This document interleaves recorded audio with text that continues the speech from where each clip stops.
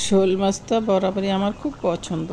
কেন জানি না, এই মাছটা খেতে আমার খুবই ভালো লাগে। আর এই ধরনের মাছগুলি আমার বেশি পছন্দ। শোল মাছ, শিং মাছ, কই মাছ, বোয়াল মাছ, আইড় মাছ, এই মাছগুলো বেশি কিনে থাকি।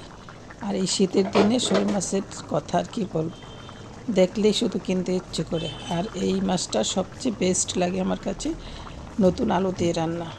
আর শীতকালের এই যে তাজা তাজা ধনে পাতাগুলো, এগুলো দিলে যা একটা ফ্লেভার হয় না, খেতেও বেশ লাগে। তাই তো নতুন আলু দিয়ে শোল মাছটা রান্না করছি, সাথে কুচু কুচু করে দিয়ে দিলাম ধনে পাতা। ফ্লেভারটা আমি যখন রান্না করছি তখন মনে হয় যে সারাটা ঘর ফ্লেভারে ভরে গেছে। মাশাল্লাহ, আল্লাহ তাআলা আমাদেরকে কত সুন্দর সুন্দর স্বাদের নিয়ামক দিয়ে রেখেছেন দুনিয়াতে। আল্লাহর কাছে অনেক অনেক শুকরিয়া আদায় করছি। আপনারাও নিশ্চয়ই আমার মতো এরকম শোল মাছ খেতে পছন্দ করেন।